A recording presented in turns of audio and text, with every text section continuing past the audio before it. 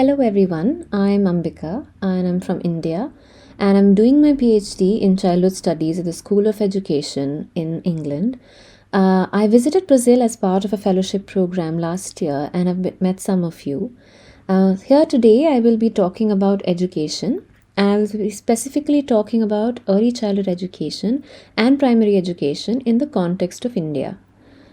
Similar to Brazil, India has also a very diverse landscape in the education system and how it functions. I will try to present today keeping these complexities in mind.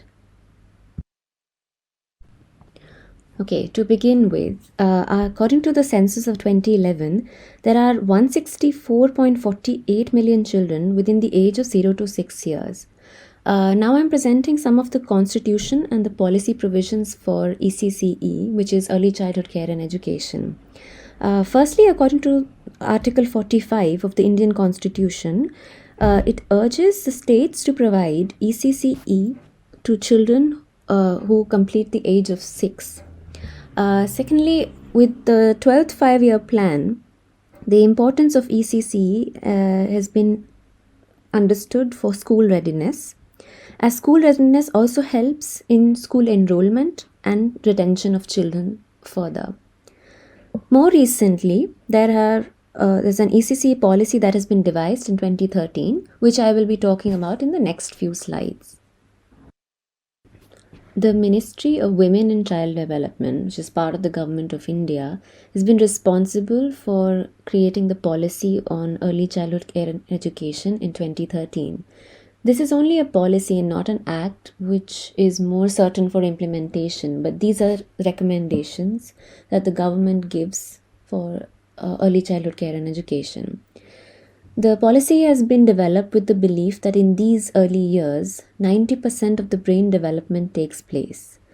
It is also a crucial period for concept formation of children. Thirdly, child's first social interaction outside of the home takes place during this period, and there is a need to foster trust beyond the home and the family. So the three broad objectives of the policy are: firstly, holistic development of the child to enable his or her maximum potential. Secondly, preparing them for school. And lastly, providing support and services for women and adolescent girls. So here I discussed the epistemological underpinnings of the ECC program in India. They want it to be age appropriate and individually flexible, which includes that the activities should not be burdensome. For example, the writing and speaking in the classroom should not be done in an unfamiliar language. The curriculum should provide continuity as well as variety. So for instance, having both new songs and old songs in the classroom. And the teacher should try to personalize the pedagogical space, for instance, by knowing each child's name. Secondly, the curriculum should be culturally located and familiar. So it should use indigenous resources, for example, songs, arts, and stories from their context. It should use local language as the medium of communication, which the children are familiar with. And it should also involve the parents and the community in the classroom.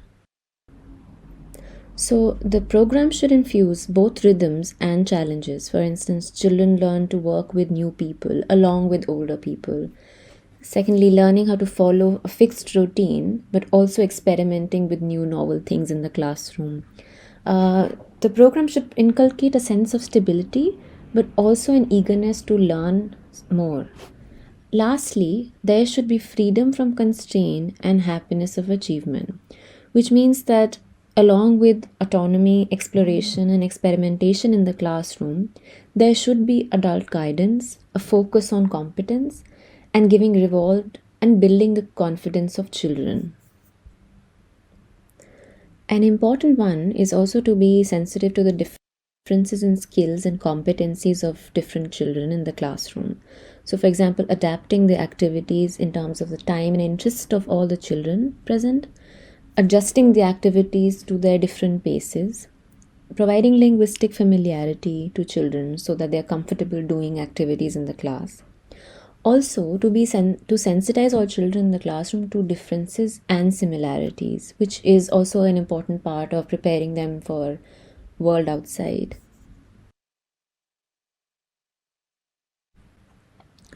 So, the Ministry of Women and Child Development is in charge of a flagship program for early childhood care and education. It is called the Integrated Child Development Scheme, which was started in 1975.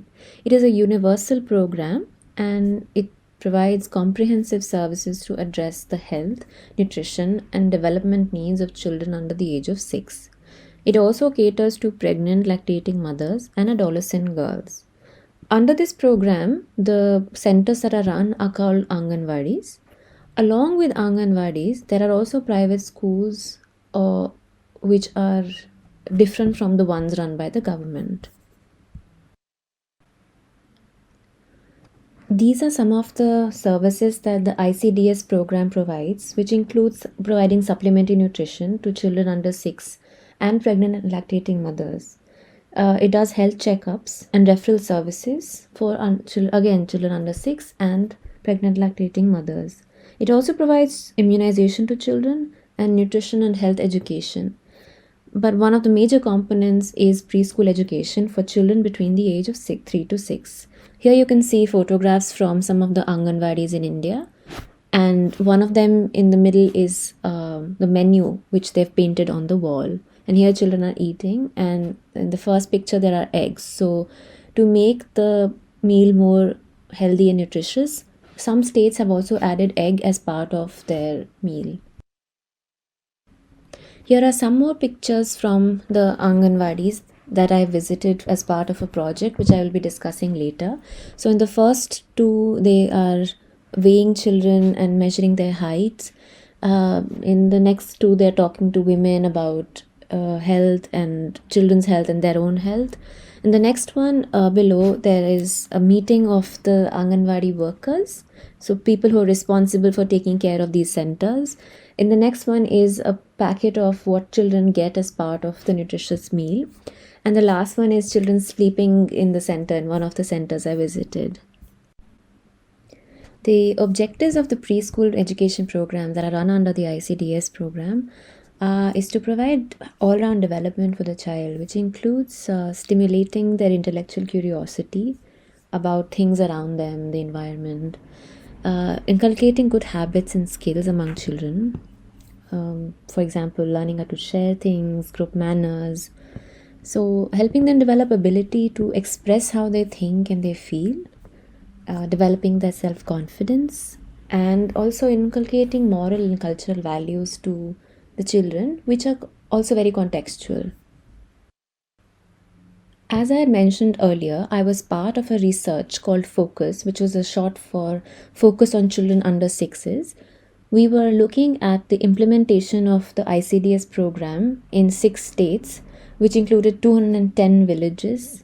We wanted to assess and see to understand how the national policy, which was constantly being revised and new rules coming in, how that was translating to the state implementation. So through the study, which was done over a period of 1 year, we realized that there were a lot of state variations.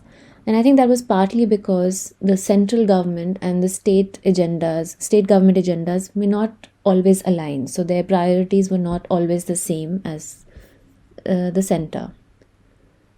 I'll discuss and illuminate some of these differences over the next few slides. So for instance, here is a picture of this Anganwadis, the ICDS centers, which we took from all the 6 states. And as you can see, the first 2 states don't have a very good looking center, and the rest 4 were very well maintained compared to the first 2. They had better equipment, infrastructure, material, and display, which was more colorful than the first 2.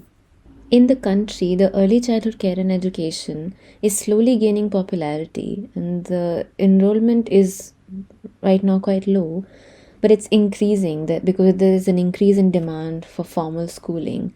It's also because parents want their children to learn English before they go to school, so they are able to go to better schools. Therefore, they are preferring to send their children to preschools where they have rhymes, etc. in English.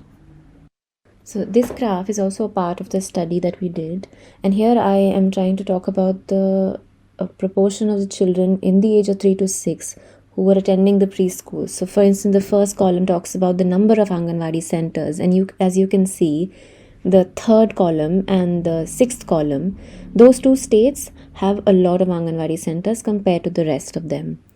In the next column, we talk about the private run institutes, which is not part of the government. So there you can see in the second column and fourth and fifth column, high number of private run schools. So in these states, private schools were more popular compared to the government Anganwadi centers. Finally, the third column talks about the children not attending. And in the first two states, which is not the good states that we looked at in the study, almost 50% and 40% children don't go to school, which is a high percentage compared to the other states where it ranges between 12 to 15. This brings the overall average of the country to 28% children not attending school. Here are pictures of children doing preschool activities in the 6 states that we worked with. In the first one, you can see a child is drawing on a slate with a chalk. There are some pictures where children are drawing shapes on a piece of paper. They are using blocks to understand different shapes. And in one of them, the teacher is asking the child about different shapes. In one picture, they are looking at using flowers to count. And you can see how the children are engaging in these activities in a fun way. So this slide shows the different pictures of the materials that were available for children in the classrooms, the Anganwadi centers. So you can see a lot of posters on the wall. There were paintings of different charts on the wall, and which are very bright and colorful. There were wooden blocks available for children, paper cutouts, to help children understand about, for instance, shapes, numbers, alphabets, animals, vegetables. They could count, they could play instruments. So there was a drum, different toys made out of cloth. There were diverse range of materials available for children in the good Anganwadis that we visited. But like as I said, there were also a lot of state variations, and within that, variations from some Anganwadis to another. Some were good, but some were not as good as they should have been. They don't practice all the norms that were part of the Anganwadi center.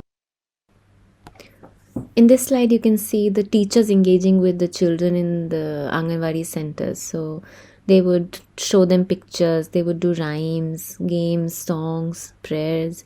In one of the Anganwadis, the third picture, as you can see, the children were sitting in a uniform.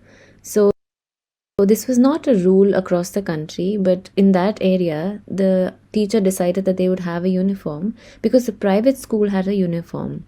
And the parents thought that that would be better. So they also started doing a uniform so that the parents would be encouraged to send their children to these government schools, which were free and probably better than those private schools that were providing in education, but at a higher cost. So far, I have been focusing on the early childhood aspect of the Indian education system, and from now on, I will be talking about primary education in India.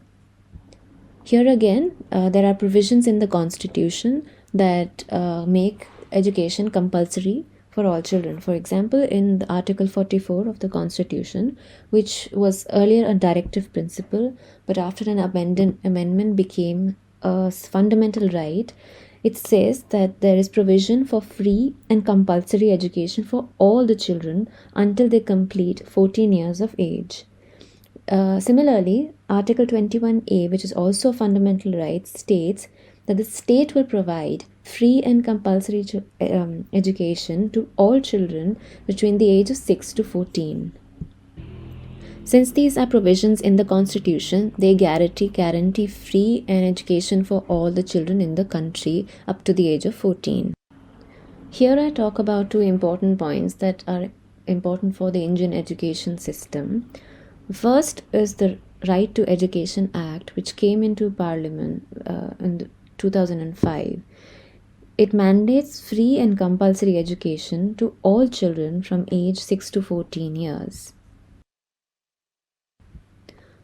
as it is an act, it is important and compulsory for all the states to implement it. Then, in 2002, there was an important program called the Sarva Shiksha Abhiyan, which in English means Education for All. This program, the goal of this program is to make education of children between the age of 6 to 14 a fundamental right. And since it aims to be inclusive, the SSA has adopted a zero rejection policy. So it plans to make primary education universal and a fundamental right. Here, as you can see the logo, that is that pencil and two children sitting on that is the logo of the Sarva Shiksha Abhiyan. And across the country, all the primary schools have this logo.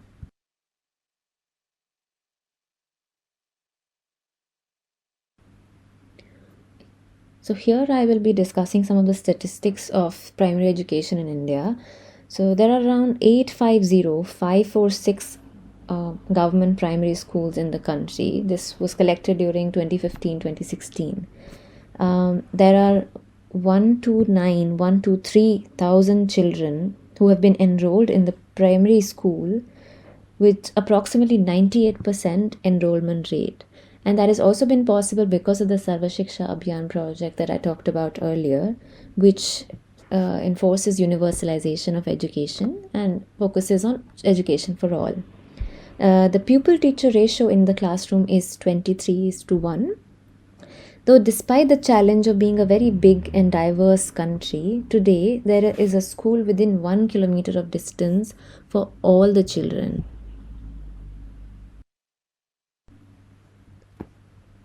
The flagship program of the government, the Sarva Shiksha Abhiyan, has been able to make a lot of achievements in the past years, which I list now. Firstly, the out-of-school children have drastically been reduced over the years. For example, the number was 8 million in 2009, which is 3 million in 2012. So a lot of children are now going to school. This also gave big boost to additional schools, and a lot of schools, primary schools, were added to the country. 2 million additional teacher posts were opened. A lot of classrooms were added to the existing schools. Many drinking projects were approved within the school systems. And most importantly, a lot of girls' admission improved drastically across the country because a lot of parents believe that it will be unsafe for girls to go, or because of cultural stereotypes, they don't send girls to schools. But because there was a school within a kilometer away from each village, the parents started sending their girls to school. So here I'll be talking broadly about the structure of how the government schools, primary schools function. According to the constitution in the country, the school education policies and programs are suggested at the national level by the government of India. Though the state governments in each state have a lot of freedom in how they implement these policies. Since they are policies and not acts, there's not a compulsory mandate to implement exactly the way the government suggests.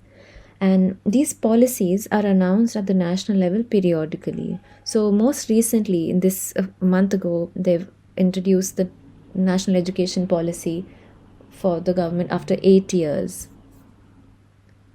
There's something called the Central Advisory Board of Education, which plays a real lead role in the evaluation and monitoring of the educational policies and programs. I've also observed over the years that these policies are quite influenced by the government in the power at that moment, because they try to bring in certain agendas of the philosophies of the government, which does start to reflect in education. But like I said, not all states will implement these policies, but the states which align similarly with the agenda of the government start to implement these policies. The National Council for Education Research and Training is an autonomous body which plays a very crucial role in developing of policies and programs, and it is also plays an important part in preparing the national curriculum framework. It enjoys a fair amount of flexibility and freedom in administrating and its functions. Because of the fact that it's an autonomous body, as I mentioned earlier, that the current government's agendas can be reflected in policies. This body helps to regulate that. At the state level, each NCR at the state level has their own counterpart to NCRT, which is called SCERT, which is the State Council for Education Research and Training. And these propose the educational strategies, curriculum, pedagogical schemes, and evaluation methods for the state departments. The SCRT generally follows the guidelines by NCRT, but at the state level, they have considerable freedom and flexibility to implement the education program. Here I describe the primary education structure. So the primary schools are from classes 1 to 5. Along with the government schools, there are also something called Kendriya Vidyalayas, which are central schools in the urban cities. These schools mainly focus for children of government employees who are transferred from one state to another. And the purpose is that there is a uniform curriculum and the children do not feel the difference. So, as the government employees are frequently transferred, this may disrupt their children's education. So, to overcome that, they have these schools called Kendriya Vidyalayas. The other children can also take admission in these schools. There is a three-language formula proposed by the National Policy on Education in 1986. This means that there is a third language apart from Hindi and English, which should belong to the modern India, to be used for education in Hindi-speaking states. So, for example, in the state where Hindi is not the primary language, regional languages and English, along with Hindi, shall be used. So, for each government school, there are three languages that the child starts to understand and learn. In addition to these government schools, which I've been discussing, a number of private schools in the country follow the CBSE system. Though they may use different textbooks and follow different teaching schedules, the books are similar across the country.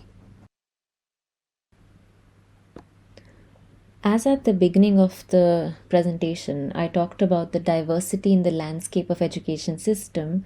So far I have been talking about the government schools, but I would like to mention that there are other kinds of schools in the country. So I'll just list them here. Firstly, there's the government aided schools. So these are not necessarily run by the government, but partly aided by the government. Then there are schools that are run by religious organizations. So they also have reservations for children from minority communities, religious minorities, I mean. There are fully private schools, which have nothing to do with government schools.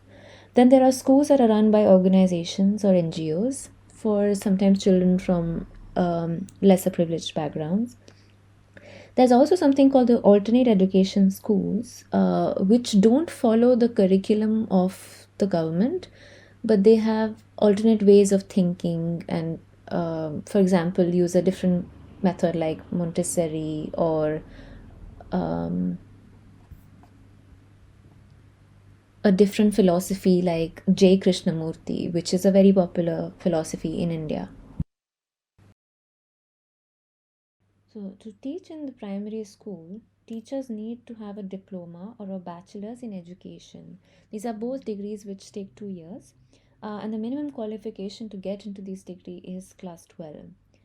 Further, there are regular in service teacher training programs that are conducted at both state and district level so that they are regularly up to date with the new policies, curriculums, and teaching methodologies. So, here I will be talking about the challenges that the country faces in the primary education.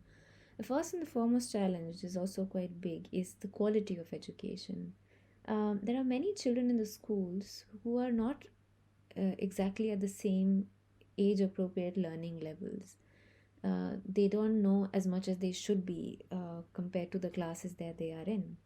And this is because of many reasons. For instance, motivation and the training of the teachers. Sometimes the teachers aren't as motivated or not trained enough to work in the classrooms.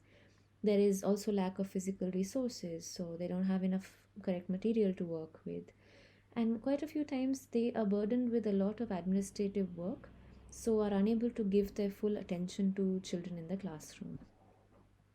So the second issue is that of language. Here you can see a picture of different alphabets, and these are all from different states of the country. So they are not from the same script.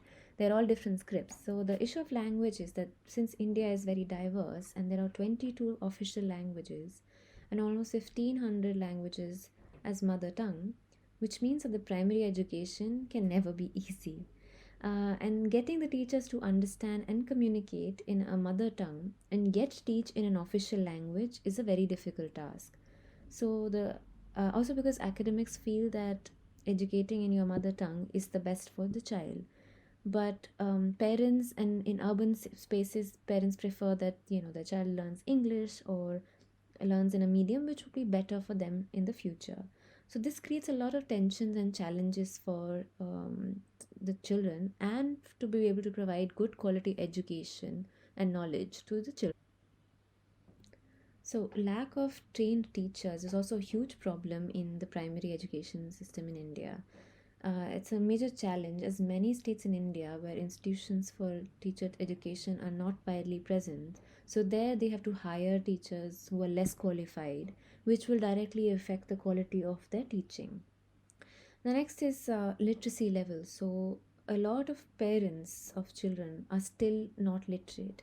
Therefore, they don't understand the importance of education as much, and which may result in um, low attendance of children in the school, low learning levels, and dropouts. So they don't push the children to go to school. Sometimes they may take them for work in the family. So, for example, if they work in the field, if they work in the farms, so children are also taking part with family activities and working with the parents and missing the school. The economic condition of the country has a huge role to play in how the education is implemented. So even though it's a very diverse, economically developing country, but there is a huge difference between the rich and the poor, and which is much higher, and it's only increasing. This poverty has a serious impact on education. Sometimes parents are unable to, even if they want to send their children to schools, they are unable to send them to schools because of economic conditions. So, even though there are challenges, but the states are doing different things or innovations to improve the quality of education, build up the motivation of parents and children. So, for instance, the one of the things that they do is to implement something called the midday meal program, which was introduced to encourage children to attend school and also to improve the nutrition. It's a very popular program because a lot many times parents are unable to give good hot meal to the child, which they are able to get in the school. So this encourages them to come to school and for parents to send them to school. The food served is based on the local diet of the community, and it improves children's concentration as they are well fed. So if you're well fed, you're able to focus more on the teaching in the classroom. In some of the states, for example, in Tamil Nadu, they have given cycles to girls and children mainly, but especially girls, to attend schools, and so that it increases their attention. Here you can see the children eating together, first praying before they start eating their midday meal. And I have noticed and observed in many of the field work sites that the children really enjoyed eating the food. As part of an interesting innovation, in areas where there is very low population or very difficult terrain where not a lot of teachers will go, the government has made smaller schools. So, where children from class 1, 2, and 3 sit together in one classroom, and class 4 and 5 sit together, and there are two teachers in the school. This helps them to use the resources judiciously, also able to bring in classrooms or schools for children who live in such difficult terrains. Another such innovative program which the government started in many districts of the country was called BALA, which is short for Building as Learning Aid. Here, the building is used as a resource for learning. So, all across the room, they will be painted on walls. For example, there's a group of fruits, so children can identify different fruits and vegetables. There's numbers written on them, alphabets, different poems and rhymes. There's also something called a blackboard at the height of the children, so children can always go and write. For example, in this photograph here, the children are practicing how to write. Another innovative concept is called the activity based learning, where children use the method uses child friendly educational aids to foster self learning. They use different aids and tools for children to learn more effectively. And this has been implemented across the primary schools in states like Rajasthan, Madhya Pradesh, Jharkhand, Gujarat, Andhra Pradesh, Karnataka, and Tamil Nadu, but it's also been used in other parts, slowly increasing in popularity with other states as well. Here in the pictures, you can see how children are using different materials and things to learn different concepts. And also, they collaborate with each other. So, a child from class 1 will sit with class 3. So, there is learning with different peers as well, and graded learning. And with this, I come to the end of my presentation. I hope you've enjoyed it, and I'm hoping if you have more questions, we can discuss. Thank you for patiently listening. Obrigado.